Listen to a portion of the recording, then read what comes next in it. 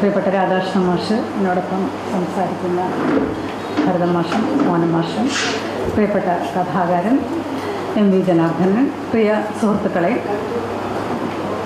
M V ജനാർദ്ദനൻ്റെ ഈ പുസ്തകം കുറച്ച് മുമ്പേ തന്നെ ഞാൻ വായിക്കുകയുണ്ടായി.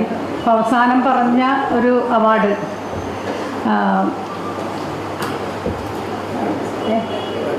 റഹീം മുഖത്തല അവാർഡ്, റഹീം മുഖത്തല അവാർഡിൻ്റെ രണ്ടു വട്ടം ജഡ്ജായിരുന്നു ഞാൻ. അപ്പോൾ ആദ്യത്തെ വട്ടം കഴിഞ്ഞ് രണ്ടാമത്തെ വട്ടമായപ്പോൾ ഞാൻ അതിൻ്റെ സംഘാടകരോട് പറഞ്ഞു, പെരുമലയൻ ഉൾപ്പെടുത്തണേ, ഞാനായിരിക്കില്ല ജഡ്ജ് എന്നുള്ള വിശ്വാസത്തിൽ തന്നെ ഞാൻ പറഞ്ഞു, പെരുമലയൻ ശ്രദ്ധിക്കാതെ പോകരുത്, പെരുമലയൻ അതിൽ വരണം കേട്ടോ എന്ന് ഞാൻ പറഞ്ഞിരുന്നു. അവസാനം അവർ എന്നെ തന്നെ പിടിച്ചിട്ട് ജഡ്ജാക്കി. തീർച്ചയായിട്ടും വന്ന നോവലുകളിൽ എനിക്ക് ഏറ്റവും അർഹമായിട്ടുള്ള നോവലായിട്ട് പെരുമലയൻ തന്നെയാണ് തോന്നിയത്. മറ്റു രണ്ട് ജഡ്ജസും അതിനെ അനുകൂലിക്കുകയും ചെയ്തു. പക്ഷെ എനിക്കതിൻ്റെ ചർച്ചയ്ക്ക് പോകാൻ സാധിച്ചില്ല, അല്ലെങ്കിൽ ആ ഒരു ഫംഗ്ഷന് പോകാൻ സാധിച്ചില്ല. എന്ന് ശരിയാണ് രാധാകൃഷ്ണൻ മാഷ് പറഞ്ഞ പോലെ ഞാൻ പറഞ്ഞു, 23-ന് ഞാൻ ഏതായാലും വരുന്നുണ്ട്. ചെറുതായിട്ടൊരു ആശംസ കൊടുക്കലല്ല വേണ്ടത്, അതിനെ നന്നായിട്ട് തന്നെ അതിനെപ്പറ്റി സംസാരിക്കേണ്ടതുണ്ട് എന്നുള്ള തോന്നൽ കൂടിയുണ്ട്. അതുകൊണ്ട് 23-ന് ഞാൻ സംസാരിച്ചോളാം എന്ന് പറയുകയാണ് ഉണ്ടായത്. അതിനൊക്കെ സമയമുണ്ടോ എന്ന് എനിക്കറിയില്ല. ഏതായാലും ഒരു വിഷയമുണ്ട്, മിത്തും കാലവും ചരിത്രവും. ഞാൻ മോഹനൻ മാഷെ പോലെ അക്കാഡമീഷ്യനല്ല, അതുകൊണ്ട് കുറച്ചുകൂടി സ്വതന്ത്രമായിട്ട് വിഷയത്തിൻ്റെ ക്യാപ്ഷനൊക്കെ നല്ല അക്കാദമിക് നിലവാരമുള്ളതാണെങ്കിലും ഞാൻ എൻ്റേതായ രീതിയിൽ സംസാരിക്കും. തീർച്ചയായിട്ടും എല്ലാവരും പറഞ്ഞ പോലെ തന്നെ ആഖ്യാന രീതിയിൽ ആ ഒരു പുതുമ തീർച്ചയായിട്ടും ഉണ്ട്. സംസ്കൃതിയുടെ അതിസൂക്ഷ്മമായ അംശങ്ങളിലേക്കുള്ള ശ്രദ്ധ, വളരെ സൂക്ഷ്മമായ തലങ്ങളിലേക്ക് അത്രമാത്രം ശ്രദ്ധ കൊടുത്തുകൊണ്ടാണ് അദ്ദേഹം ആ എഴുത്ത് നിർവഹിച്ചിരിക്കുന്നത്. പ്രകൃതിപരത, പ്രകൃതിയും മനുഷ്യനും കൈകോർക്കുകയാണ് ചെയ്യുന്നത്, വേറെ നിൽക്കുകയല്ല. പ്രകൃതി ഈ കീഴാള മനുഷ്യരുടെ അല്ലെങ്കിൽ അധകൃത മനുഷ്യരുടെ അല്ലെങ്കിൽ പുറമ്പോക്ക് മനുഷ്യരുടെ ജീവിതത്തിൻ്റെ ഒരു ഭാഗം തന്നെയാണ്. ചമ്പകമരമായാലും ചിരുതയുടെ കുന്നായാലും വഴിയായാലും തോടായാലും ഒക്കെ ഈ മനുഷ്യരോടൊപ്പം തന്നെ കണ്ണീർ വാർക്കുകയും സന്തോഷപ്പെടുകയും ഒക്കെ ചെയ്യുന്ന ഒരു രീതി, പ്രകൃതി അതിൻ്റെ ഒരു ഭാഗം തന്നെയായിട്ട് നമുക്ക് കാണാൻ സാധിക്കുന്നുണ്ട്. അതേപോലെ തന്നെ ദൈവമായി വേഷം കെട്ടേണ്ടി വരുന്ന ഒരു മനുഷ്യൻ്റെ മനസ്സ് എങ്ങനെയാണ് പ്രവർത്തിക്കുക, അവൻ്റെ ശരീരം എങ്ങനെയൊക്കെ അതിന് രൂപപ്പെടുത്തേണ്ടതുണ്ട്, ഇതൊക്കെ വളരെ വളരെ സൂക്ഷ്മമായിട്ട് ഒരുപക്ഷെ വടക്കൻ മലബാറിലെ കുറേ വർഷങ്ങളായിട്ട് ജീവിക്കുന്ന ഏത് മനുഷ്യനും ഇത് സ്വായത്തമാക്കാൻ ഒരുപക്ഷെ സാധിക്കുമായിരിക്കും എന്ന് ഞാൻ വിചാരിക്കുന്നു. പക്ഷേ വ്യത്യാസം എനിക്ക് തോന്നിയത് ഈ പുറമ്പോക്ക് മനുഷ്യരുടെ ജീവിതത്തിലെ ഒരു നന്മയും വളരെ സർഗാത്മകമായിട്ടാണ് അവരുടെ ജീവിതം. വെറുതെ ഒരു അവരുടെ ദുഃഖങ്ങളെ ആഖ്യാനം ചെയ്യുകയല്ല. ആ ഒരു ജീവിതത്തിലെ നന്മയും മനുഷ്യത്വവും അതിൻ്റെ ഒരു സൗന്ദര്യം, അതാണ് എന്നെ ആകർഷിച്ചത്. വളരെ സൗന്ദര്യമുണ്ട് ആ ഒരു ജീവിതത്തിന്, ആ കീഴാള ജീവിതത്തിന് എന്നാണ് എനിക്ക് തോന്നിയത്. അത് മനസ്സിലാക്കുകയും ആവിഷ്കരിക്കുകയും ചെയ്യണം എന്നുണ്ടെങ്കിൽ തികച്ചും സർഗാത്മകനായ ഒരു മനുഷ്യനെ സാധിക്കുകയുള്ളൂ. ആ സങ്കടങ്ങൾ ആവിഷ്കരിക്കാൻ ഒരുപക്ഷെ ഒരു പൂർവ്വ കമ്മ്യൂണിസ്റ്റായിരുന്ന, ഇപ്പോഴും കമ്മ്യൂണിസ്റ്റ് മനസ്സ് ഉണ്ടായിരിക്കണം തീർച്ചയായിട്ടും, അദ്ദേഹത്തിന് സാധിക്കും ആ ദുഃഖങ്ങൾ മനസ്സിലാക്കാൻ. പക്ഷെ അതിലെ ഒരു സൗന്ദര്യം മനസ്സിലാക്കാൻ ഒരു തികച്ചും സർഗാത്മകനായ ഒരു വ്യക്തിക്ക് മാത്രമേ സാധിക്കുകയുള്ളൂ എന്നാണ് എനിക്ക് തോന്നുന്നത്. നോവലിൻ്റെ ഭൂമിക നേരത്തെ പറഞ്ഞു. ആ ഒരു വടക്കൻ മലബാറിലെ ഒരു ഗ്രാമം, എരമം ഗ്രാമം, അദ്ദേഹം ജനിച്ചു വളർന്ന ഗ്രാമമാണ്. കാലം ഏതാണെന്ന് എനിക്കും കൺഫ്യൂഷൻ ഉണ്ടായിരുന്നു, മോഹനൻ മാഷെ പോലെ തന്നെ. ഇതേത് കാലം എന്ന് ഞാൻ ചോദിക്കുകയുണ്ടായിരുന്നു. ഒരൊറ്റ കുഞ്ഞുങ്ങൾ പോലും സ്കൂളിൽ പോകുന്നില്ല. അവർക്ക് ആ ഒരു തങ്ങളുടെ ഗോത്ര ജീവിതത്തിലെ അതിൻ്റെ ഒരു വിദ്യ അല്ലാതെ വേറൊന്നും അവർ പഠിക്കുന്നില്ല. അതേപോലെ തന്നെ കമ്മ്യൂണിസ്റ്റുകാരനായ അദ്ദേഹം എഴുതിയൊരു നോവലിൽ എന്തുകൊണ്ട് ആ ഒരു ചരിത്രഘട്ടങ്ങൾ വരുന്നില്ല എന്നുള്ളൊരു തോന്നൽ എനിക്കുണ്ടായിരുന്നു. എന്തുകൊണ്ട് എത്രയും ഒരു പാരമ്പര്യമുള്ള ഒരു വടക്കൻ മലബാറിലെ ഇത്തരമൊരു നോവലിൽ എന്തുകൊണ്ട് അതൊന്നും വരുന്നില്ല? അപ്പം അതിനേക്കാൾ മുമ്പുള്ളതാണ്. അപ്പോൾ എനിക്ക് ഇദ്ദേഹത്തിൻ്റെ ഒരു മോത്തെഴുത്ത് എന്ന് പറഞ്ഞുകൊണ്ടുള്ള ഒരു ആമുഖക്കുറിപ്പ് കാണുമ്പോൾ എനിക്ക് സംശയം തോന്നി. അദ്ദേഹം ചെറുപ്പത്തിൽ കണ്ടിട്ടുള്ള ചില കഥാപാത്രങ്ങളൊക്കെ തന്നെ ആണ് എന്നുള്ളൊരു സംശയം എനിക്ക് തോന്നി. ചിരുത പേറ്റെടുക്കാൻ വരുന്ന ചിരുതയെ പറ്റി അദ്ദേഹം എഴുതിയിട്ടുണ്ട്, പെരുമലേനെ പറ്റി എഴുതിയിട്ടുണ്ട്. അപ്പോൾ ഇത് ഏത് കാലം എന്നെനിക്ക് കൺഫ്യൂഷനായി. ഇത് എപ്പോഴത്തെ ഏത് കാലമാണ്? അവസാനം ഞാൻ അദ്ദേഹത്തെ, അതിനു മുമ്പ് ഞാൻ വേറൊരാളോട് സംസാരിച്ചു, വടക്കൻ മലബാറിലുള്ള ഒരാളോട് ചോദിച്ചപ്പോൾ അദ്ദേഹം പറഞ്ഞത് ചോക്കുന്നതിന് മുമ്പുള്ള വടക്കൻ മലബാറിലെ എല്ലാ ഗ്രാമങ്ങളും ഇങ്ങനെയൊക്കെ തന്നെയായിരുന്നു, മനുഷ്യരൊക്കെ ഇങ്ങനെ തന്നെയായിരുന്നു എന്ന് അദ്ദേഹം പറയുകയുണ്ടായി. അതിനുശേഷമാണ് എനിക്ക് ഇദ്ദേഹത്തോട് സംസാരിക്കാൻ സാധിച്ചത്.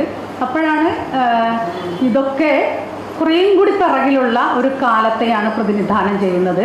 അദ്ദേഹത്തെ ഇതെല്ലാം ബോധ്യപ്പെടുത്തിയത് അത് മൂത്തെഴുത്തിലും പറയുന്നുണ്ട്.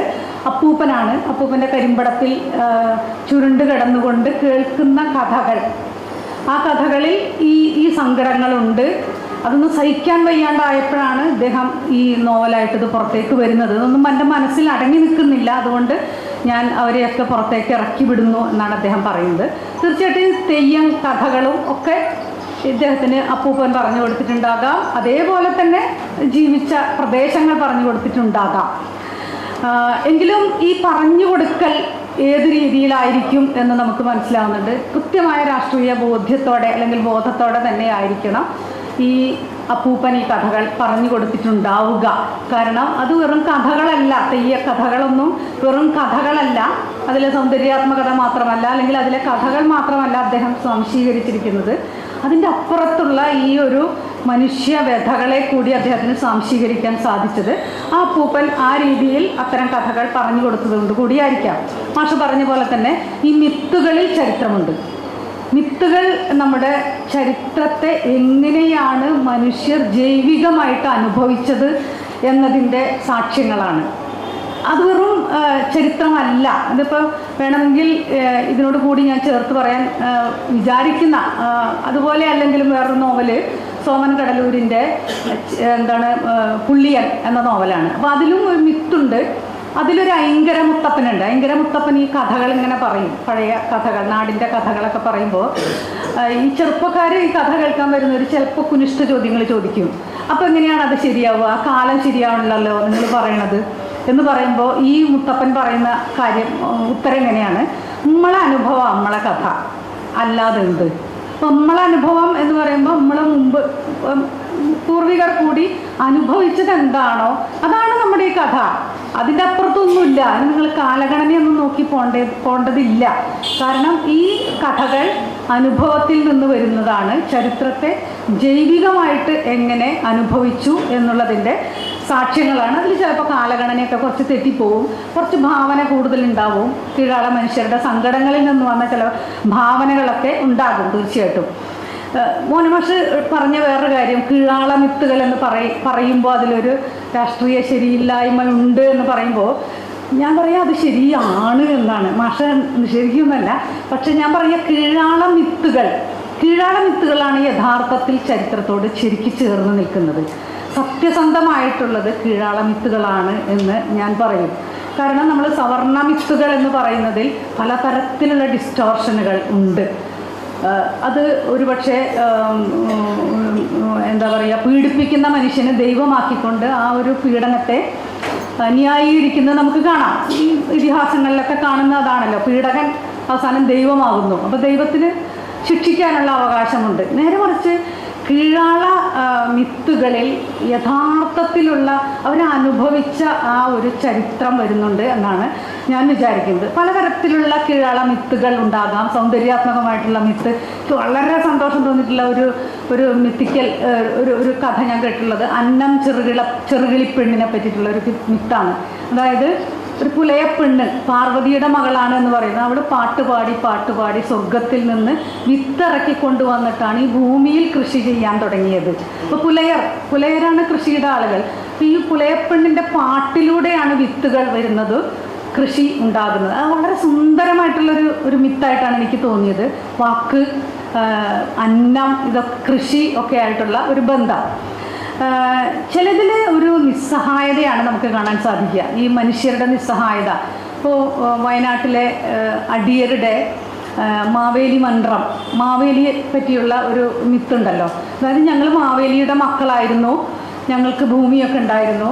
അവസാനം 3 കള്ളത്തമ്പ്രാക്കന്മാർ വന്നിട്ട് ഈ ഞങ്ങളുടെ മാവേലിയെ ചതിച്ചു കൊന്നിട്ട് ഞങ്ങളുടെ ഭൂമി മുഴുവൻ എടുത്തതാണ്. അന്ന് മുതലാണ് ഞങ്ങൾ അടിയരായി മാറിയത് എന്നുള്ള ഒരു നിസ്സഹായതയുടെ മിത്ത്. നമ്മൾ ഓണം ആഘോഷിക്കുമ്പോൾ ഇവർക്ക് അതൊരു നിസ്സഹായതയുടെ കഥയായിട്ടാണ് അത് വരുന്നത്.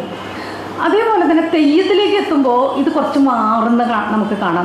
തെയ്യത്തിൻ്റെ മിത്ത് ആ കഥയിലേക്ക് വരുമ്പോൾ അതിൽ മിക്കവാറും എല്ലാത്തിലും നമുക്കൊരു പ്രതിരോധത്തിൻ്റെ അല്ലെങ്കിൽ ഒരു ചതിയുടെ അതിനെതിരായിട്ടുള്ളൊരു പ്രതിരോധത്തിൻ്റെയോ പ്രതിഷേധത്തിൻ്റെയോ ഒക്കെ ഒരു കഥയായിട്ട് പറയും. മാഷ് തന്നെ അത് പറഞ്ഞു കഴിഞ്ഞു. അതിൽ ഒരു പക്ഷേ ഇതിലൊരു 8 തെയ്യം എങ്ങാനും പറയുന്നുണ്ട്. 8 തെയ്യങ്ങളെ പറ്റി ഇതിൽ പറയുന്നുണ്ട്. ഞാൻ എണ്ണി നോക്കിയപ്പോൾ 8 തെയ്യമാണ് എനിക്ക് കണ്ടുപിടിക്കാൻ പറ്റിയത്. 8 തെയ്യങ്ങളുടെ കഥ വരുന്നുണ്ട്. അതിൽ പുതിയോതി തെയ്യം എന്ന് പറയുന്ന തെയ്യം മാത്രമാണ് ഒരു പക്ഷേ ഒന്നുമില്ല, അതൊരു വസൂരി മാറ്റാൻ വേണ്ടിയുള്ള ഒരു പരമശിവൻ്റെ മകളായിട്ട് ഭൂമിയിൽ അവതരിപ്പിക്കുന്നു. വസൂരി മാറ്റാൻ വേണ്ടിയിട്ടുള്ള ഒരു തെയ്യം കെട്ടലാണത്. ബാക്കി മിക്കവാറും എല്ലാ തെയ്യത്തിലും നമ്മൾ കാണുന്നത് ഈ ഒരു ചതിയുടെ കഥ അവിടെ കാണാൻ സാധിക്കും. പൊട്ടൻ തെയ്യമാണ് കഥ പറയുന്നത് എന്ന് ഇവിടെ പറഞ്ഞു കഴിഞ്ഞു. പൊട്ടൻ തെയ്യം പൊട്ടൻ കളിക്കുന്നത് ആരുടെ മുന്നിലാണ്? അത് ശങ്കരാചാര്യർ ആണോ അതോ വേറെ ആരെങ്കിലും ആയിരുന്നോ? ഇതിലനുസരിച്ച് ശങ്കരാചാര്യർ തന്നെയാണെന്ന് നമുക്ക് സൂചനയുണ്ട്.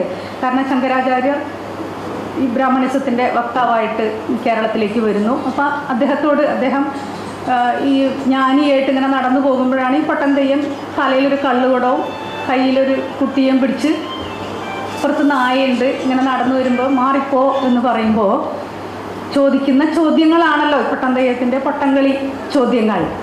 ഞാങ്കളെ കൊത്തിയാലും നിങ്ങളെ കൊത്തിയാലും ചോരല്ലേ ചൊവ്വരെ പിന്നെന്തേ കലമ്പുന്നു എന്ന് ചോദിക്കുന്നുണ്ടല്ലോ. അതേപോലെ തന്നെ പലതും ചോദിക്കുന്നുണ്ട്. ഞങ്ങളുടെ കുപ്പയിലെ പൂവല്ലേ നിങ്ങൾ പൂജയ്ക്ക് വെക്കുന്നത്? ഞങ്ങളുടെ വാഴയുടെ ഇതല്ലേ പഴമല്ലേ നിങ്ങൾ പൂജയ്ക്ക് വെക്കുന്നത്? ഇങ്ങനെ പലതരം ചോദ്യങ്ങൾ. നിങ്ങൾ ആരോടാണ് മാറിപ്പോവാൻ പറയുന്നത്? എൻ്റെ ശരീരത്തോടാണോ എൻ്റെ ആത്മാവിനോടാണോ? എല്ലാ ആത്മാക്കളും ഒന്ന് തന്നെ, പ്രപഞ്ചശക്തിയുടെ ഭാഗം തന്നെ എന്ന് പറയുന്ന തത്വമസിയുടെ വക്താവായ ശങ്കരാചാര്യരോട് ചോദിക്കുകയാണ്, ആരാണ് മാറിപ്പോണ്ടത്? എൻ്റെ ആത്മാവാണോ മാറിപ്പോണ്ടത്? ഇത്തരത്തിലുള്ള പൊട്ടൻകളി ചോദ്യങ്ങൾ അതിബുദ്ധിമാനായിട്ട് പൊട്ടൻ കളിക്കുന്ന പൊട്ടൻ തെയ്യത്തിനെ എറിഞ്ഞു കൊല്ലുന്നു. എറിഞ്ഞു കൊന്നതിന് ശേഷം അദ്ദേഹം ദൈവമാവുന്നു. പൊട്ടൻ തെയ്യം തന്നെ പറയുന്നുണ്ട്, എന്നെ എറിഞ്ഞു കൊന്നതാണ്. എറിഞ്ഞു കൊന്നതിന് ശേഷം എന്നെ ദഹിപ്പിക്കുന്നു. ഞങ്ങൾ പുലയരെ ദഹിപ്പിക്കാറില്ല, പക്ഷെ ദഹിപ്പിച്ചു കഴിഞ്ഞ് അതിൽ നിന്ന് ദൈവമായിട്ട് ഉയർന്നു. അങ്ങനെ അവരോധിക്കുന്നു. അത് അവരോധിക്കുന്നത് പോലും സവർണരാണ് എന്നുള്ളൊരു സത്യം കൂടി അവിടെ ഉണ്ട്. എന്തുകൊണ്ടാണ്? അവർക്ക് ഭയമുണ്ട്. കാരണം ഈ സമൂഹം തിരിച്ചടിച്ചാലോ എന്നുള്ള ഭയമുള്ളത് കൊണ്ട് ഇത് ദൈവമായി, ഇനിയിപ്പോൾ ദൈവത്തിനെ കെട്ടിയടിച്ചാൽ മതി. അപ്പോൾ അതൊന്ന് അടങ്ങി. ഇതാണ് അവിടെയും നമ്മൾ ആ ഒരു തന്ത്രം കാണുന്നുണ്ട്. അതേപോലെ ഇതിൽ പറയുന്ന ഒരു പുലി മറഞ്ഞ തൊണ്ടച്ചൻ ആ രീതിയിലാണോ അത് പറഞ്ഞിട്ടുള്ളതെന്ന് എനിക്കറിയില്ല. യു എ ഖാദറിൻ്റെ പുലിമറ ദൈവത്താർ എന്ന് പറയുന്ന ഒരു നോവലറ്റിൽ നമ്മൾ കാണുന്ന ഇത് ഒരു ചതിയുടെ കഥയാണ്. പറയാനായ ഒരു മനുഷ്യൻ കൃഷി ചെയ്ത് മനുഷ്യനായിട്ട് ജീവിക്കാൻ നോക്കുമ്പോൾ അവനെ ചതിച്ച് കാട്ടിലേക്ക് പുലിയാക്കി പറഞ്ഞേക്കുന്ന പുലിമറ ദൈവത്താർ. അത് ഇദ്ദേഹം മൂത്തെഴുത്തിൽ പറയുമ്പോൾ അദ്ദേഹം പറയുന്നത് അദ്ദേഹത്തിൻ്റെ മുത്തശ്ശൻ്റെ അമ്മാവൻ ആയിരുന്നു അല്ലേ? ഈ ഒരു വൈദ്യരായിരുന്നു, ഒരു മന്ത്രവാദിയായിരുന്നു അദ്ദേഹം. അവരെ ചതിച്ചിട്ട് ഇതേപോലെ തന്നെ മന്ത്രം കൊണ്ട് തന്നെ ചതിച്ചിട്ട് പുലിയാക്കി കാട്ടിലേക്ക് അയക്കുന്ന. അപ്പോൾ ശുദ്രരും വാസ്തവത്തിൽ ഈ ചാതുർവർണ്ണ്യത്തിൽ കീഴാളർ തന്നെയാണ്. ഒരുപക്ഷെ കേരളത്തിൽ അങ്ങനെ അല്ലെങ്കിൽ പോലും ശുദ്രർ പോലും വിദ്യാഭ്യാസം ചെയ്യാൻ സ്വാതന്ത്ര്യമില്ലാത്തവരല്ലേ? അപ്പോൾ അതുകൊണ്ട് ഈ ശുദ്രനെയും അതേപോലെ ചതിച്ച് തെയ്യം ആക്കുന്നുണ്ട്. ശുദ്രനാണെങ്കിൽ ഇതിൽ യു എ ഖാദറിൻ്റെ നോവലിൽ അത് പറയനാണ്. അപ്പം ഇതാണ് ഈ കഥകൾക്ക് ഇത് പലപ്പോഴും യോജിക്കുന്നുണ്ടാവില്ല, അതിൽ ഭാവന കലർന്നിട്ടുണ്ടാകാം. അപ്പോൾ ഇത് ശങ്കരാചാര്യർ തന്നെ ആയിരുന്നോ എന്ന് ചോദിച്ചാൽ നമുക്ക് ഉറപ്പില്ല അല്ലേ? അല്ലെങ്കിൽ ശങ്കരനെ പോലെ തന്നെ അതിനുശേഷം വന്ന ഏതെങ്കിലും ജ്ഞാനി എന്ന് അഭിമാനിക്കുന്ന ഞാൻ തത്വമസിയുടെ ഇല്ലേ അദ്വൈതത്തിൻ്റെ ആളാണ് എന്ന് പറയുന്ന വേറൊരു ജ്ഞാനി മനുഷ്യനായിരുന്നിരിക്കാം, നമുക്കറിയില്ല ആ കാലം. പക്ഷെ ശങ്കരാചാര്യരാണെങ്കിൽ ആ കാലം നമുക്ക് ആലോചിച്ചാൽ അറിയാം.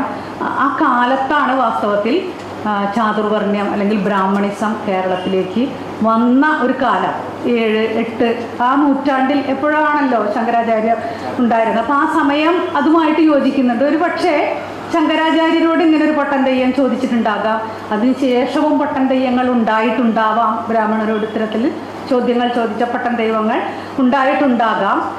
അതുപോലെ തന്നെ ഈ നമ്മളിതിൽ കാണുന്നത്, ഈ പുലിമറ ദൈവത്താറിലും നമ്മൾ കാണുന്നത് പുലിയായി വേഷം കെട്ടി വന്നവർ തങ്ങളെ ചതിച്ച ജന്മികളെ കൊല്ലുന്നതായിട്ട് വിവേകാനന്ദൻ്റെ നോവലിൽ നമ്മൾ കാണുന്നുണ്ട്.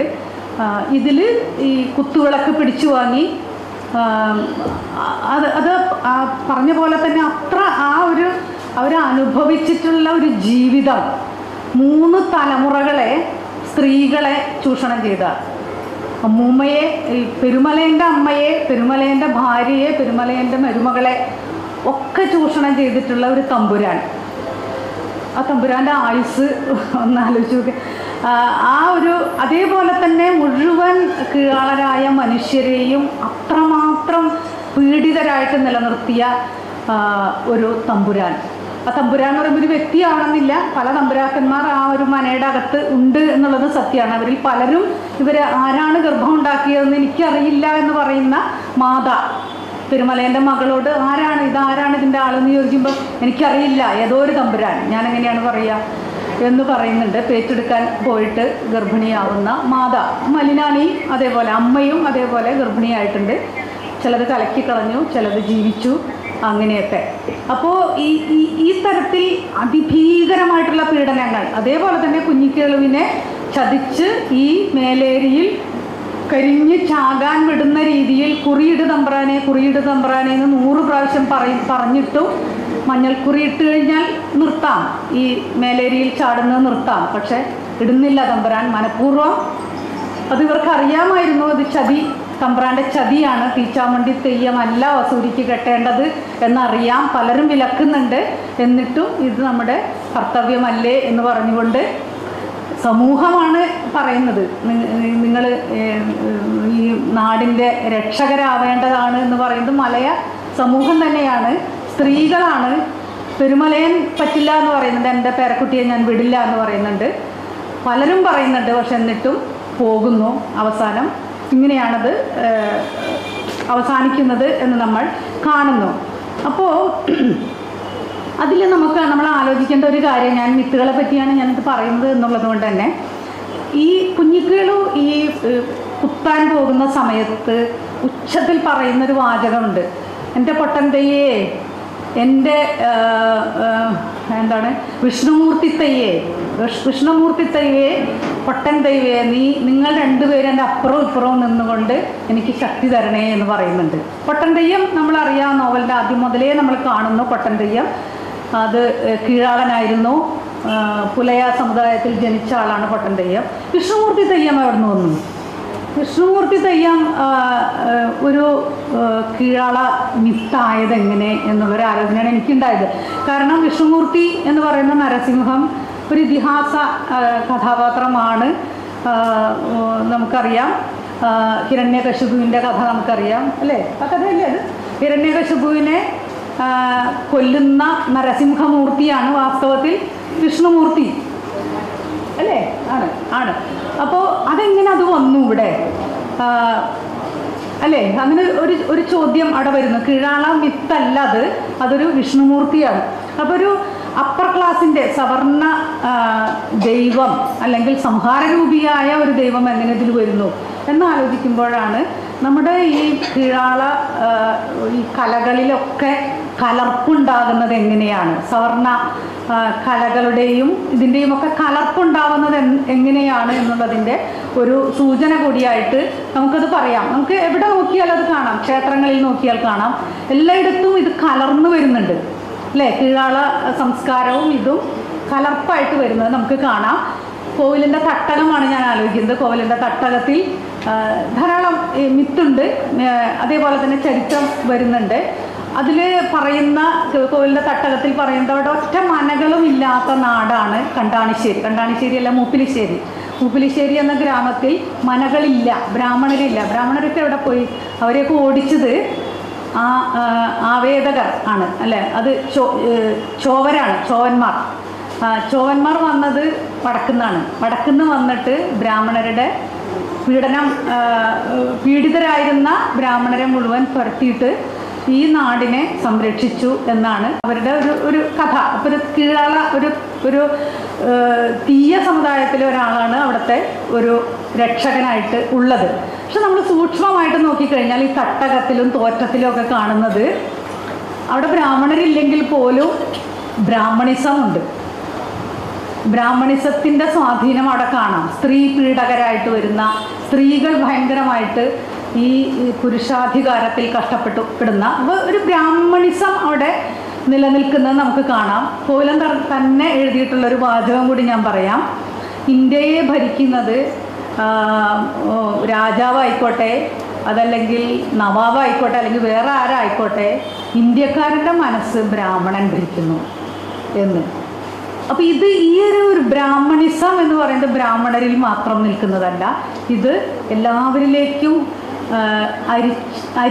അരിഞ്ഞിറങ്ങുന്ന ഒരു വ്യവസ്ഥ ആയിട്ട് തന്നെ നമുക്ക് എടുക്കാം. നമ്മളിതൊക്കെ പറയുമ്പോൾ ഇതൊരു ബ്രാഹ്മണനെ പറ്റി മാത്രമല്ല, ബ്രാഹ്മണിസത്തെ പറ്റിയാണ് നമ്മൾ പറയുന്നത്. ഈ ബ്രാഹ്മണിസം വർക്ക് ചെയ്യുന്നത് ചിലപ്പോഴൊക്കെ അധികാര പ്രയോഗം കൊണ്ട് രൂപത്തിലാണെങ്കിൽ, ചിലയിടത്ത് അല്ലെങ്കിൽ പലയിടത്തും ഇത് വിധേയത്വത്തിൻ്റെ രൂപത്തിലാണ്. വിധേയത്വം അല്ലെങ്കിൽ ഈ വിധേയത്വം ഇല്ലെങ്കിൽ ഈ അധികാര പ്രയോഗത്തിന് സാധ്യതയില്ല എന്നുള്ളതും മനസ്സിലാക്കാൻ സാധിക്കും. അതുകൊണ്ട് തന്നെയാണ് ഇതിലുള്ള സ്ത്രീകളൊക്കെ ഇത് ദൈവനിശ്ചയമാണ്, ഇത് നമ്മൾ ചെയ്യേണ്ടതാണ്, ഇതൊക്കെ തമ്പ്രാൻ്റെയാണ്, ഈ കാണുന്നതെല്ലാം തമ്പ്രാൻ്റെയാണ്, ഇത് നമ്മുടെ കടമയാണ്, പട്ടിണി നമ്മുടെ വിധിയാണ് എന്ന് വിചാരിച്ചുകൊണ്ട് അധികവും സ്ത്രീകളാണ് ഈ വിധേയത്വത്തിൻ്റെ അല്ലെങ്കിൽ വ്യവസ്ഥിതിയുടെ കാവൽക്കാരായിട്ട് നിൽക്കുന്നതായിട്ട് നമുക്ക് കാണാൻ സാധിക്കുക. പുരുഷന്മാർ പെരുമലയെ ഞാനൊരു സ്ത്രീ ആയാലും ഞാനിത് പറയുന്നതിൽ അത് എല്ലായിടത്തും അങ്ങനെ തന്നെയാണ്. വ്യവസ്ഥയുടെ ഈ ആണധികാര വ്യവസ്ഥ എന്ന് പറയുന്നതിനെ നിലനിർത്തുന്നത് പലപ്പോഴും സ്ത്രീകളാണ്. കാരണം ഒരു പക്ഷേ അതിനുള്ള കാരണം ഈ വിധേയത്വ മനസ്ഥിതി സ്ത്രീകളിൽ കൂടുതലായിട്ട് അവർ ജീവിച്ചു വരുമ്പോൾ അവരിൽ ഉണ്ടാകുന്നു എന്നുള്ളത് കൊണ്ടായിരിക്കാം. പെരുമലയൻ അതിനെതിർക്കുന്നുണ്ട്. കുഞ്ഞിക്കളിനെ ഞാൻ വിട്ടു തരില്ല എന്ന് തന്നെ പറയുന്നുണ്ട്. തീച്ചാമണ്ടി കെട്ടാൻ ഞാൻ വിട്ടു തരില്ല എന്ന് പറയുന്നുണ്ട്. മകനായ അമ്പു ഇതേപോലെ തൻ്റെ ഭാര്യയെ അയാൾക്ക് വിട്ടുകൊടുക്കില്ല എന്ന് പറഞ്ഞതുകൊണ്ട് മാത്രം മരണം വരിക്കേണ്ടി വന്ന ആളാണ് അമ്പു. കുഞ്ഞിക്കേളുവിൻ്റെ ഗതിയും നമ്മൾ കാണുന്നു. അപ്പോൾ പുരുഷന്മാർ ഇതിനോട് എതിർക്കുമ്പോൾ സ്ത്രീകളാണ് അത് കുറച്ചുകൂടി കീഴടങ്ങി കൊടുക്കുന്നത്. അതേപോലെ തന്നെ വ്യവസ്ഥ, ജാതി വ്യവസ്ഥ. മലയർ പറയുന്നു കുലത്തൊഴിൽ മുടക്കിയാൽ നാട് മുടിയും എന്ന് പറയുന്നുണ്ട്. കുലത്തൊഴിൽ മുടക്കാൻ പാടില്ല, അപ്പം നിങ്ങളത് ചെയ്തേ മതിയാവും. ഇതിൻ്റെയൊക്കെ അപ്പുറത്ത് അത് ഞാൻ വിട്ടു. ഇനി ഈ കരിമ്പട്ടിണിക്കാരുടെ ജീവിതത്തിലെ സൗന്ദര്യം എന്ന് ഞാൻ പറഞ്ഞല്ലോ, അതെവിടെയാണ് ആ സൗന്ദര്യം? അതാണ് എന്നെ കൂടുതൽ ആകർഷിച്ചത് എന്ന് പറയാൻ ഞാൻ ആഗ്രഹിക്കുന്നു. അസാധാരണമായ നന്മയും മനുഷ്യത്വവും പരസ്പര സ്നേഹവും ലാളിത്യവും അവരുടെ ജീവിതത്തിൽ നമുക്ക് കാണാൻ സാധിക്കും. അതേപോലെ നേരത്തെ പറഞ്ഞ പോലെ പ്രകൃതിപരതയെ നമുക്ക് കാണാൻ സാധിക്കും. നേരത്തെ മാഷ ആമയെ ചുട്ടു തിന്നുന്ന കാര്യം പറഞ്ഞു. ആമയൊക്കെ വല്ലപ്പോഴും കിട്ടുന്ന ഭക്ഷണമാണ്. ഇവരെന്താണ് തിന്നുന്നതെന്ന് ആലോചിച്ച് നോക്കൂ. ചക്കക്കുരു ചുട്ടിട്ട്, അതേപോലെ പുണ്ണാക്ക് അടപ്പിലിട്ട് ചുട്ടിട്ട് ഇത്തിരി വെളിച്ചെണ്ണ ഒഴിച്ചിട്ട് ആണ് കഞ്ഞിക്ക് കൂട്ടുന്നവർ. അതേപോലെ മഴയത്ത് വീണ് പോയൊരു പന, അത് വെട്ടിപ്പൊളിച്ചിട്ട് അതിൻ്റെ ഉള്ളിൽ കുറച്ച് സോഫ്റ്റായ ഭാഗങ്ങളുണ്ടാവും. അതൊക്കെ എടുത്തുകൊണ്ട് വന്ന് ഉണക്കി വേവിച്ച് ഉണക്കി സൂക്ഷിച്ച് വെക്കുകയാണ്. ഇടയ്ക്കിടയ്ക്ക് തിന്നാനില്ലാണ്ടാവുമ്പോൾ എടുത്തിട്ട് പായസം പോലെ, ശർക്കര വെല്ലം ഉണ്ടെങ്കിൽ ഒരു വെല്ലം ഇട്ടിട്ട് പായസം ഉണ്ടാക്കി കുടിക്കുക. അപ്പോൾ ഒരു എന്തുമാത്രം ദാരിദ്ര്യമാണ് അവർ അനുഭവിച്ചിരിക്കുന്നത്. അതേപോലെ തന്നെ കൊയ്ത്ത് കഴിഞ്ഞ് തമ്പ്രാൻ്റെ പത്തായത്തിലേക്ക് നെല്ലാം കൊണ്ടുപോയി കഴിയുമ്പോൾ മുറിഞ്ഞു കിടക്കുന്ന ചില കതിരുണ്ടാവും. ഈ കതിര് കൊത്താൻ കിളികൾ വരും. ഈ കിളികളുടെ കൂട്ടത്തിൽ ഇവരും പോയിട്ട് ഈ കതിര് പറക്കി ആ നെല്ല് കൊണ്ടുവന്നിട്ട് അതുകൊണ്ട് ജീവിക്കുന്ന മനുഷ്യർ. അതേപോലെ തന്നെ തമ്പ്രാൻ്റെ വീട്ടിലെ കുളുത്ത് എന്ന് പറഞ്ഞാൽ തലേദിവസം വെച്ച കഞ്ഞീൻ്റെ പുളിച്ച ആ കഞ്ഞി, തവിട്, ഇതൊക്കെയാണ് ഇവരുടെ ഭക്ഷണം. ഒന്ന് ആലോചിച്ച് നോക്കൂ. പക്ഷെ അങ്ങനെയൊക്കെ ആയിരിക്കുമ്പോൾ പോലും ചന്തയിൽ പോയി ഒരു 10 ഉണക്കമീനും വാങ്ങി വരുന്ന ചിരുത ചെയ്യുന്നത് എന്താണ്? ചിരുത കുറച്ച് ശർക്കരയും വാങ്ങിയിട്ടുണ്ട്, 10 മത്തിയും വാങ്ങിയിട്ടുണ്ട്, ഉണക്കമത്തി. ശർക്കരയും മത്തി മണക്കുന്നുമുണ്ട്. പക്ഷേ അതിൽ താഴെ എത്തിക്കുമ്പോൾ ചിരുതയുടെ കുന്നിൻ്റെ മുകളിലാണ് ചിരുതയുടെ വീട്. 5 മത്തി എടുത്തിട്ട് മലിനാണിക്ക് കൊടുക്കുകയാണ്, ഒരു ശർക്കര എടുത്തിട്ട് ഈ കുഞ്ഞിക്കുകളൊന്നും കൊടുക്കുകയാണ്. അപ്പോൾ ആ ഒരു സ്നേഹം ഇത്ര ഇല്ലാത്തപ്പോൾ ഒന്ന് ആലോചിച്ച് നോക്കും, നമ്മളൊക്കെ എവിടെ നിൽക്കുന്നു എന്നുള്ളത് ആലോചിക്കാം. ഇനി അയൽ വീട്ടിലെ ആ കുഞ്ഞ് എല്ലാവരുടെയും കുഞ്ഞാണ്, കുഞ്ഞിക്കുകൾ എല്ലാവരുടെയും കുഞ്ഞിയാണ്. അത് അവിടെ വരുന്നവരുടെയാണ്, അയൽക്കാരുടെയാണ്, കച്ചവടമൊക്കെ ആയിട്ട് വരുന്നവരുണ്ട്, അവരുടെയൊക്കെ കുഞ്ഞിയാണ്. അതേപോലെ തന്നെ ഈ വരുന്നവരാരാണ്? കച്ചവടം ചെയ്യാൻ വരുന്നവരാണ്. ലാഭം വേണ്ടാത്ത ക്രയവിക്രയം ഒന്ന് ആലോചിച്ച് നോക്കൂ. ലാഭം അവർക്ക് വേണ്ട. അവർ നെല്ല് കൊടുത്തിട്ട് ശാലിയൻ്റെ അടുത്തുനിന്ന് തോർത്ത് വാങ്ങുന്നു. അതേപോലെ തന്നെ എണ്ണ കൊടുത്തിട്ട്, എണ്ണ ആട്ടുന്ന ആൾ എണ്ണ കൊടുത്തിട്ട് തോർത്തോ എന്താണെന്ന് വെച്ചാൽ കൊണ്ടുവാങ്ങുന്നു. ഇത്തിരി കൂടി വലിയ ശുദ്രനാകുമ്പോൾ പശു നെയ്യ് കൊടുക്കുന്നു, എന്നിട്ട് ഇത് വാങ്ങുന്നു. ഈ പശു നെയ്യ് കൊണ്ടുപോയിട്ട് ചിരുതയ്ക്ക് കൊടുത്തിട്ട് കള്ള് വാങ്ങി കുടിക്കുന്നു ഇവർ. അതേപോലെ തന്നെ ഈ കിട്ടുന്ന നെല്ല് മുഴുവൻ കൊണ്ടുപോയിട്ട് അവല് കുത്തുന്നവരുടെ അടുത്ത് കൊടുത്തിട്ട് ഇത്തിരി അവല് തിരിച്ചു വാങ്ങുന്നു, ഇത്തിരി പൈസയും വാങ്ങുന്നു. അപ്പോൾ ലാഭം അവിടെ ഒന്നുമല്ല. ഇതൊരു പഴയ ബാർട്ടർ സിസ്റ്റമാണത്, പഴയ കാലത്ത് പൈസ വരുന്നതിന് മുമ്പുള്ള. പക്ഷെ അതിലുള്ള ഒരു നന്മ ഒന്ന് ആലോചിച്ച് നോക്കൂ. പരസ്പരം ഉള്ള ഇതിലെല്ലാവരും ഉണ്ട്, ഇതിൽ ജാതിയൊന്നുമില്ല. അവിടെ ശാലിയനില്ല, മലയനില്ല, തീയനില്ല, എല്ലാവരും ഈ ഒരു ബാർട്ടർ സിസ്റ്റത്തിൽ പങ്കാളികളാകുന്നത് നമുക്ക് കാണാം. കുശവൻ്റെ ചെക്കന് മലയപ്പെണ്ണിനെ കിട്ടൂല. കുശവൻ അവർ തമ്മിൽ ചെറിയൊരു പ്രണയം ഉണ്ടാവുന്നുണ്ട്, പക്ഷെ അത് സാധിക്കില്ല. മലയൻ ചെക്കൻ തന്നെ കല്യാണം കഴിക്കണം. പക്ഷേ ഈ കുശവൻ ചെക്കൻ്റെ അമ്മ ഈ കലം മുഴുവൻ വിൽക്കാൻ കൊണ്ടുപോയി എല്ലായിടത്തും നടന്ന് വിറ്റ് കുറേ ബാക്കിയുള്ള അത് വെച്ചപ്പോഴത്തേക്ക് രാത്രിയായി. ഇത് മുഴുവൻ ഈ മലയൻ്റെ വീട്ടിലോ അല്ലെങ്കിൽ വാണിയനമ്മൻ്റെ വീട്ടിലോ വെച്ചിട്ട് അവിടെ മുറ്റത്ത് കിടന്ന് ഉറങ്ങും. അവർക്കൊന്നും വേണ്ട, വേറൊന്നും വേണ്ട, അവിടെ കിടന്ന് ഉറങ്ങുക. ഇങ്ങനെ ഉള്ള മനുഷ്യർ. അതേപോലെ തന്നെ ഈ ആട്ടുന്നവിടത്ത് ചെന്ന് കഴിഞ്ഞാൽ ആർക്കും ഇത്തിരി പിണ്ണാക്ക് പൊതിഞ്ഞു കൊടുക്കും. പിണ്ണാക്ക് എല്ലാം പട്ടണിക്കാരാണ്, അപ്പോൾ പിണ്ണാക്ക് പൊതിഞ്ഞു കൊടുക്കുക. അതല്ല ഏത് ജാതിക്കാരൻ വന്നാലും ഒരു ഗ്ലാസ് ചൂടുവെള്ളം അല്ലെങ്കിൽ മല്ലിവെള്ളം ഇതാണ് കുടിക്കാൻ കൊടുക്കുന്നത്. അവിടെ ഒന്നും ഒരു ആതിഥ്യ മര്യാദ അല്ലാതാവുന്നില്ല. അതേപോലെ തന്നെ ഈ തമ്പ്രാൻ ചതിക്ക് ഇരയാകുമോ എന്ന് പേടിക്കുന്ന കുഞ്ഞിക്കേളുവിന് ചിരുതയുടെ ഒരു വാത്സല്യം നമുക്ക് കാണണം. കരയാണ്, ഇവൻ മരിച്ചു പോകുമോ എന്നുള്ള ഭയം കൊണ്ട് അവനൊരു പട്ട് വാങ്ങിച്ചു കൊടുക്കുന്നു. അതേപോലെ പലചരക്ക് വിൽക്കാൻ വരുന്ന മാപ്പിളയുണ്ട്, അന്തുമാപ്പിള അന്ന് വരെ മകളെ കല്യാണം കഴിക്കാൻ വേണ്ടിയിട്ട് ഇത്തിരി പൈസ കൂട്ടി വെച്ചുണ്ടാക്കിയ പൈസ മുഴുവൻ കൊണ്ടുവന്നിട്ട് ഇവന് നല്ല ഭക്ഷണം വാങ്ങിച്ചു കൊടുക്കുക. ചിലപ്പോൾ 3-4 ദിവസം കഴിഞ്ഞപ്പോൾ മരിച്ചു പോകും. അങ്ങനെ ഒരു സ്നേഹം അത് നമുക്ക് കാണാൻ സാധിക്കും. അതേപോലെ ഒരു കല്യാണമോ അല്ലെങ്കിൽ ഒരു തെയ്യമോ കെട്ടാൻ പോകുന്ന ഒരു വീട്ടിൽ ഒന്നുമില്ല, അവിടെ തിന്നാനൊരു സാധനമില്ല. പക്ഷെ അപ്പോഴത്തേക്കും ആൾക്കാർ അതിഥികളെത്തുന്നു. ഈ അതിഥികളൊക്കെ കോഴി കൊണ്ടിരുന്നു, എണ്ണ കൊണ്ടിരുന്നു, വാഴക്കൊല കൊണ്ടുവരുന്നു. അങ്ങനെ എല്ലാം തിന്ന് എല്ലാവരും ഇവിടെ ആരെങ്കിലും ഇവിടെയൊക്കെ അങ്ങ് ചുരുണ്ട് കിടന്നോളൂ. ഒരു ആതിഥ്യ മര്യാദയൊന്നും അങ്ങനെ ആ കംപ്ലൈൻ്റ് ഒന്നുമില്ല. കുട്ടികൾ അവിടെ കളിക്കുന്നു, എല്ലാവരും അവിടെ എവിടെയും ചുരുണ്ട് കൂടി കിടന്ന് ഉറങ്ങുന്ന ഇങ്ങനെ ഒരു മനുഷ്യ സൗഹൃദത്തിൻ്റെ വല്ലാത്തൊരു എനിക്ക് അങ്ങനെയാണത് ഫീൽ ചെയ്തത്. ഈ പാരസ്പര്യം, ഈ പ്രകൃതിപരത എവിടെ നിന്ന് വരുന്നു? അപ്പോഴാണ് ഞാൻ ആലോചിക്കുന്നത്, ഇത് എവിടെ നിന്ന് വരുന്നു? ഇതെങ്ങനെ ഇവർക്ക് ഇത്ര സംസ്കാരം ഉണ്ടായത് എവിടെ നിന്നാണ്? പണ്ട് നമ്മൾ പറഞ്ഞിരുന്നു, ഈ ബ്രാഹ്മണർ വരുന്നതിന് മുമ്പ് കേരളം വെറും ചതുപ്പായിരുന്നു, ഇവിടെയൊക്കെ പെറുക്കിത്തീനികളെ ഉണ്ടായിരുന്നുള്ളൂ എന്ന് പറയുന്ന ചരിത്രകാരന്മാരുണ്ട്. പക്ഷെ അത് തെറ്റാണ് എന്ന് പറയുന്ന വളരെ സംസ്കൃതരായ ഒരു മനുഷ്യ സമൂഹം ഇവിടെ നിലനിന്നിരുന്നു എന്ന് പറയുന്നതിനുള്ള അടയാളങ്ങൾ ധാരാളമുണ്ട്. റോമൻ സാമ്രാജ്യത്തിലെ ചില രേഖകളിൽ ഇവിടെ കുരുമുളക് കച്ചവടം ചെയ്തിരുന്ന വളരെ സംസ്കൃതരായ മനുഷ്യർ ഇവിടെ ഉണ്ടായിരുന്നു, അല്ലേ? അതേപോലെ തന്നെ ഇപ്പോൾ നമുക്കറിയാം, മുസിരിസ് ഉത്ഖനനം നടത്തുമ്പോൾ 2000 വർഷം മുമ്പ് ഇവിടെ സംസ്കൃതി നിലനിന്നിരുന്നു എന്നുള്ളതിൻ്റെ സൂചനകൾ കിട്ടുന്നു. അതൊക്കെ മുഴുവൻ തെറ്റാണ് എന്ന് പറയുന്നവർ അവിടെ ഉണ്ട്. അതേപോലെ തന്നെ ഈ നമ്മൾ മോഹൻജദാരോ, ഹരപ്പ, അവിടെയും ദ്രവീഡിയരായിരുന്നു, അല്ലേ? ദ്രവീഡിയരായിരുന്നു. കേരളത്തിലും ആദിമ മനുഷ്യർ ദ്രവീഡിയരായിരുന്നു. ഇവർ തമ്മിലുള്ളൊരു സാമ്യം അതിൽ നമ്മുടെ ദളിത് ബന്ധു ജോസിയുടെ മരിച്ചു പോയില്ലേ, ദളിത് ബന്ധു എൻ കെ ജോസിൻ്റെ ഒരു പുസ്തകമുണ്ട്, കേരള ചരിത്രം എന്ന് പറഞ്ഞിട്ട്. അതിൽ പറയുന്നൊരു കാര്യം, ഈ മൊഹൻജദാരോയിലെ കുഴിച്ചെടുത്തപ്പോൾ കിട്ടിയ ചില ശവപ്പെട്ടികളുണ്ട്. ശവപ്പെട്ടികൾ ഉണ്ടാക്കിയിരിക്കുന്നത് തേക്ക് വീട്ടി കൊണ്ടാണ്. ഈ തേക്ക് വീട്ടി കേരളത്തിൻ്റെ പശ്ചിമഘട്ട കാടുകളിൽ മാത്രം കാണുന്ന തേക്കും വീട്ടിയുമാണ് അത്രയും. അപ്പോൾ ആ കാലത്ത് ആരാണ് ഈ തേക്കും വീട്ടിയും ഒക്കെ കീർന്ന് അങ്ങോട്ടൊക്കെ അയച്ചിട്ടുണ്ടാവും? അപ്പോൾ സംസ്കൃതരായൊരു മനുഷ്യ സമൂഹം ഇവിടെ നിലനിന്നിരുന്നു.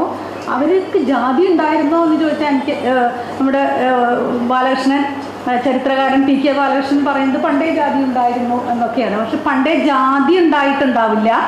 ജാതി ഉള്ളിടത്തൊന്നും മനുഷ്യൻ സംസ്കൃതരായിട്ടില്ല എന്നുള്ളതാണ് സത്യം. അവിടെ പല ജോലികൾ ചെയ്തിരുന്ന മനുഷ്യരെ അങ്ങനെയൊക്കെ വിളിച്ചിട്ടുണ്ടാവാം. ശാലിയരായിരിക്കാം, മലയരായിരിക്കാം, അങ്ങനെയുള്ളവരൊക്കെ ഉണ്ടായിട്ടുണ്ടാവാം. പക്ഷേ ജാതി തീക്ഷ്ണത തീർച്ചയായിട്ടും അവിടെ ഉണ്ടായിട്ടുണ്ടാവില്ല. അവിടേക്കാണ് ബുദ്ധമതം വന്നത്, അവിടേക്കാണ് ജൈനമതം വന്നത്.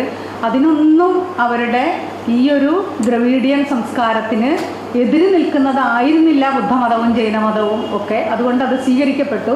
ക്രിസ്തുമതം വന്നു, അതും സ്വീകരിക്കപ്പെട്ടു. ഇസ്ലാം വന്നു, അതും സ്വീകരിക്കപ്പെട്ടു ആശയപരമായിട്ട്. ബ്രാഹ്മണിസം വന്നു, അത് സമാന്തരമായിട്ട് വരുമ്പോൾ അതിനെയും സ്വീകരിക്കുന്നു. പക്ഷേ പിന്നീട് ചതി മനസ്സിലാക്കുന്നു. ബുദ്ധ നമുക്കറിയാം, ആ ചരിത്രമൊക്കെ ഇന്നത്തെ പുതിയ നോവലുകളിൽ വരുന്നുണ്ട്. PM മധു എന്ന് പറയുന്ന ആയുർവേദ ഡോക്ടറുടെ വേജരായ ചരിതം എന്ന് പറഞ്ഞിട്ട് വടക്കൻ മലബാറിൽ നിന്ന് വരുന്ന ഒരു നോവലുണ്ട്, വേജരായ ചരിതം. അതേപോലെ തന്നെ മുറിനാവ് എന്ന മനോജ് കുറൂർ ഒരു ബ്രാഹ്മണൻ തന്നെയാണ്. അദ്ദേഹം എഴുതിയ നോവലിലൊക്കെ നമ്മൾ കാണുന്നത് ഈ ബ്രാഹ്മണിസം വന്ന സമയത്ത് എങ്ങനെയാണ് ഈ ബുദ്ധമത സന്യാസിമാരെ, ബുദ്ധമത വിശ്വാസികളെ ഒക്കെ മുച്ചൂടും നശിപ്പിക്കുകയും ഓടിക്കുകയും ഒക്കെ ചെയ്തത് എന്ന്. അവരൊക്കെ പോയതിന് ശേഷം ഈ ഒരു സംസ്കൃതരായ മനുഷ്യ സമൂഹം എങ്ങനെ ബ്രാഹ്മണിസത്തിന് കീഴ്പ്പെടേണ്ടി വന്നു എന്നുള്ളൊരു ചോദ്യം അതുകൂടി നമുക്ക് ഇതിൽ കൊണ്ടുവരാം. PM മധുവിൻ്റെ നോവലിൽ നമുക്ക് മനസ്സിലാക്കാൻ പറ്റുന്ന ഒരു കാര്യം ഉണ്ടായാലും ഭാവനയൊക്കെ ഉണ്ടാവാമായിരിക്കാം. ബ്രാഹ്മണർ വന്നു, ഇവിടെയുള്ള ബ്രാഹ്മണരെല്ലാം ആര്യവംശജരൊന്നും ആവണമെന്നില്ല. ഇവരൊക്കെ ഇവിടെ വന്നപ്പോൾ ഈ ഭാട്ടിയമാർ ഒക്കെ വന്നു കഴിഞ്ഞപ്പോൾ അവർ ചെയ്തത് എന്താണെന്ന് വെച്ചാൽ, ചാത്തിരിമാരും ഭാട്ടിമാരൊക്കെയാണ് കർണാടകത്തിൽ നിന്ന് ഇവിടെ വന്നത്. അവർ ചെയ്തതെന്താണെന്ന് വെച്ചാൽ കുറേ പ്രതിഷ്ഠകളങ്ങനെ വെച്ചു. സവർണ ദൈവങ്ങളുടെ പ്രതിഷ്ഠകൾ വെച്ചു. ഇതിനൊക്കെ പൂജ ചെയ്യാൻ പൂജാരിമാർ വേണം, ബ്രാഹ്മണർ വേണം. ബ്രാഹ്മണർ കുറച്ചേ ഉള്ളൂ. അപ്പോൾ ഇവർ ചെയ്തതെന്താണെന്ന് വെച്ചാൽ അതിൽ പറയുന്ന ഒന്ന്, കാട്ടിൽ മീൻ പിടിച്ച് നടക്കുന്ന വളരെ സുന്ദരനായ ഒരു ചെറുപ്പക്കാരൻ.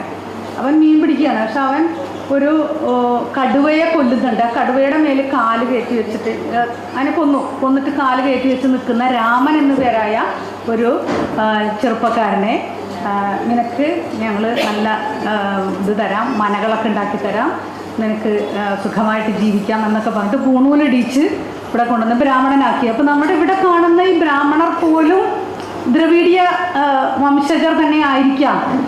നമ്മളിലൊക്കെ ഏത് ജീനാണെന്ന് നമുക്കറിയില്ല. മിക്കവാറും കേരളത്തിലെ ഇന്നത്തെ മനുഷ്യരിൽ അധികവും ദ്രവീഡിയർ തന്നെ ആയിരിക്കാനാണ് സാധ്യത. കോവിലൻ്റെ നോവലുകളിൽ നമ്മൾ കാണുന്നുണ്ട്, കുന്നിൻ്റെ പുറത്ത് ബുദ്ധ മുനിമടകൾ കാണുന്നുണ്ട്, അതേപോലെ നങ്ങണാങ്കുഴികൾ കാണുന്നുണ്ട്. അതൊക്കെ ബുദ്ധ ജൈന മതത്തിൻ്റെ ബാക്കി പത്രങ്ങളായിട്ട് നമുക്ക് ആ നോവലിലൊക്കെ കാണാൻ സാധിക്കുന്നുണ്ട്. അതേപോലെ ഞാൻ നിർത്താൻ പോവാണ്. കോവിലൻ പറയുന്ന സമയാവുന്നുള്ളൂ എൻ്റെ. കോവിലൻ പറയുന്ന ഒരു കാര്യമുണ്ട്. കോവിലൻ ഈ ഏകാന്തതയുടെ 100 വർഷങ്ങൾ മാർക്കേസിൻ്റെ വായിച്ചിട്ട് അദ്ദേഹം എഴുതി വെച്ചൊരു കാര്യം എനിക്ക് ഭയങ്കര അത്ഭുതം തോന്നി. കാരണം അതിലെ ഒരു സംസ്കൃതി, അവിടെ ലാറ്റിൻ അമേരിക്കൻ രാജ്യത്തെ സംസ്കൃതി, അതിന് എന്തൊരു സാമ്യമാണ് നമ്മുടെ ഈ കീഴാള മനുഷ്യരുടെ സംസ്കൃതിയുമായിട്ട്. പിതൃക്കൾക്ക് പിണ്ടം വയ്ക്കുക, അതേപോലെ തന്നെ തോറ്റം പാട്ട്, പഴയ പാട്ട്, അതേപോലെ തന്നെ മുത്തച്ഛൻ്റെ പേര് പേരക്കുട്ടിക്ക് ഇടുക, അച്ഛൻ്റെ പേര് അവൻ്റെ കുട്ടിക്ക് ഇടുക, ഇങ്ങനെ പേരുകൾ ആവർത്തിച്ച് വരിക. ഇതൊക്കെ അവിടെയുമുണ്ട് ഇവിടെയുമുണ്ട്. ഒരു പക്ഷേ നമ്മുടെ ഈ ഒരു 5-ാം നൂറ്റാണ്ടിന് മുമ്പുള്ള ഈ കേരള സംസ്കൃതിയുടെ കാലത്ത് ഈ രാജ്യങ്ങളുമായിട്ടൊക്കെ നമുക്ക് ബന്ധം ഉണ്ടായിരുന്നിരിക്കാം. NK ജോസ് പറയുന്നത് മെഡിറ്ററേനിയൻ പ്രദേശങ്ങളിൽ നിന്ന് കുടിയേറിയവരാണ് ഇന്നത്തെ ഇവിടെ കേരളത്തിലുള്ള ദ്രവീഡിയരും അതേപോലെ ഈ സിന്ധു നദീതടത്തിലുണ്ടായിരുന്ന ദ്രവീഡിയരൊക്കെ ഒരേ വംശക്കാർ പണ്ട് ദ്രവീഡിയരായാലും ആര്യന്മാരായാലും ഒക്കെ കുടിയേറിയവർ തന്നെയായിരുന്നു. ഇങ്ങനെ ജനിതകമായിട്ട് കൊടുക്കൽ വാങ്ങലുകൾ നടത്തിയ വളരെയേറെ സംസ്കൃത ചിത്തരായിരുന്നിരിക്കാവുന്ന, തീർച്ചയായിട്ടും അതിനുള്ള എല്ലാ അടയാളങ്ങളും നമ്മൾ കാണുന്നുണ്ട്. ആ ഒരു പാരമ്പര്യമാണ് നമ്മുടെ പാരമ്പര്യം. നമ്മുടെ പാരമ്പര്യം ജാതീയതയല്ല, നമ്മുടെ പാരമ്പര്യം ചാതുർവർണ്ണ്യമല്ല, നമ്മുടെ പാരമ്പര്യം മതവിഭാഗീയതയല്ല എന്ന് തിരിച്ചറിഞ്ഞുകൊണ്ട് പുതിയ കാലത്തെ ഈ ഒരു രാഷ്ട്രീയ അന്തരീക്ഷത്തിൽ ഇത് ഉൾക്കൊണ്ടുകൊണ്ടാണ് നമ്മൾ മുന്നോട്ട് പോകേണ്ടത് എന്നുള്ളത് കൂടി ഈ പെരുമലയിലൂടെ, ഈ ചരിത്രത്തിലൂടെ നമ്മളൊരു പിന്നടത്തം നടക്കുന്നുണ്ട്. അതിലേക്ക് അദ്ദേഹം എത്തുന്നില്ലെങ്കിൽ പോലും, ഈ പറഞ്ഞ 5ാം നൂറ്റാണ്ടിന് മുമ്പുള്ളതിലേക്ക് എത്തുന്നില്ലെങ്കിൽ പോലും ഞാൻ വായിച്ചത് ആ രീതിയിലാണ്. ആ ഒരു നന്മയാണ് ഈ ഒരു കീഴാള മനുഷ്യരിൽ നമുക്ക് കാണാവുന്നത്. അപ്പം അതുകൊണ്ട് തന്നെ ഈ ഒരു പിന്നടത്തം എന്നെ സംബന്ധിച്ച് കേരള ചരിത്രത്തിലൂടെ ഉള്ള പിന്നടത്തമായിരുന്നു. അതൊരു പ്രതിരോധം കൂടിയായിരുന്നു. ഈ ഒരു പ്രതിരോധം തന്നെയാണ് നമ്മൾ ഉയർത്തിപ്പിടിക്കേണ്ടത് എന്നുകൂടി പറഞ്ഞുകൊണ്ട് ഏറെ സന്തോഷമുണ്ട്. ഇത്രയും പ്രസക്തമായിട്ടുള്ള ഇനിയും പുരസ്കാരങ്ങൾ നേടേണ്ട ഒരു നോവലിൻ്റെ ചർച്ചയിൽ പങ്കെടുത്ത് സംസാരിക്കാൻ സാധിച്ചത്. നന്ദി.